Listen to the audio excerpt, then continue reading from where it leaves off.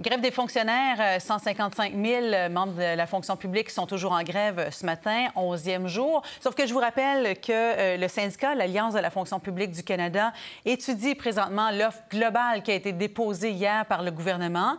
Cette grève qui n'est pas sans impact pour les citoyens, qui pourrait peut-être même définir les conditions de travail pour tous les Canadiens dans les prochaines années, selon mon prochain invité, Barry Edleen, qui est professeur agrégé au département de sociologie à l'Université McGill. Bonjour, M. Edleen.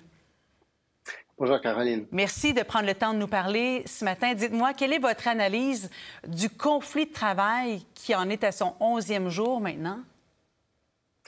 Alors, jusqu'à date, on n'a pas d'entente, évidemment. C'est le 11e jour, on dépasse déjà la grève de 2004. Et je dirais que, alors, comme vous l'avez dit, l'employeur vient de déposer une nouvelle offre globale après avoir passé la semaine à dire que c'était son offre finale, il n'y avait rien d'autre à donner. Alors, je dirais que moi, c'est du progrès et on n'a rien entendu depuis ça. Alors, j'imagine qu'ils sont en train de faire des négociations assez acharnées en ce moment et j'imagine qu'ils vont continuer durant ce week-end. Est-ce que vous êtes optimiste face au contenu de cette offre globale qui a été présentée? Alors, on ne connaît rien des détails. Mm-hmm. Alors, mais je dirais que j'imagine qu'il y a des mouvements du côté salarial.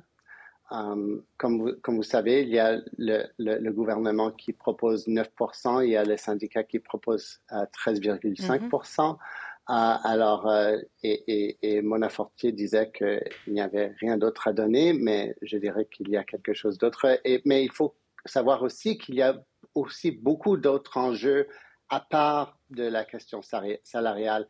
Et c'est là qu'il faut vraiment se pencher sur les détails.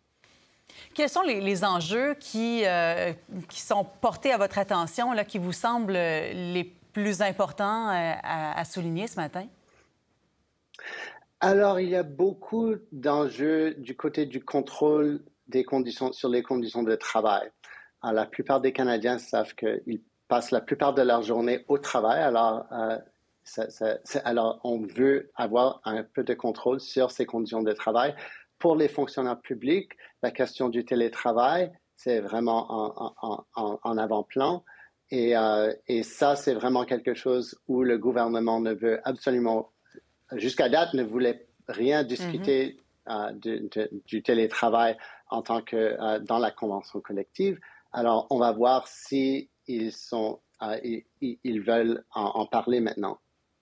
Est-ce que vous croyez que ce conflit de travail peut avoir des impacts pour l'ensemble des Canadiens, dans le sens que ça pourrait servir d'exemple pour déterminer des conditions de travail pour les autres employés, soit municipaux, provinciaux, même dans le domaine du privé?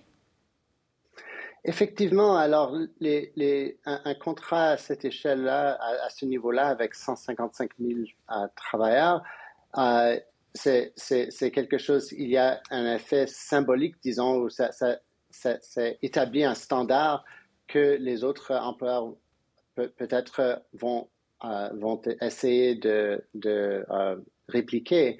Mais aussi, il faut savoir qu'il y a aussi un effet on dirait peut-être de contagion pour la grève. Alors, disons que lorsque les autres travailleurs voient qu'il y a ce groupe de travailleurs qui ont lutté pour leurs revendications et ont gagné quelque chose, ça aussi, ça a un effet. Alors, c'est ça qu'il faut surveiller aussi. Oui, il reste à voir s'ils auront gagné quelque chose, mais effectivement, ce sont des questions très actuelles qui sont au cœur du conflit de travail. Vous l'avez mentionné, l'augmentation du coût de la vie. Les revendications des fonctionnaires sont vraiment les revendications des Canadiens et des Canadiennes. C'est les questions de contrôle des conditions de travail, c'est la question salariale face à la crise du coût de la vie. Alors, c'est vraiment des revendications qui sont répandues à travers la société canadienne. Et on verra si l'offre sera acceptée ou refusée par le syndicat. Si elle était refusée, est-ce que vous croyez que les membres de l'Alliance de la fonction publique seront capables de maintenir l'unité, l'énergie qu'on a vue dans les rues avec toutes les manifestations cette semaine, en fait, depuis le début de la grève? Mais si c'est refusé, je dirais que ce serait un symptôme de l'énergie. Alors, ce ne sera pas refusé s'il n'y a pas assez d'énergie pour poursuivre la grève.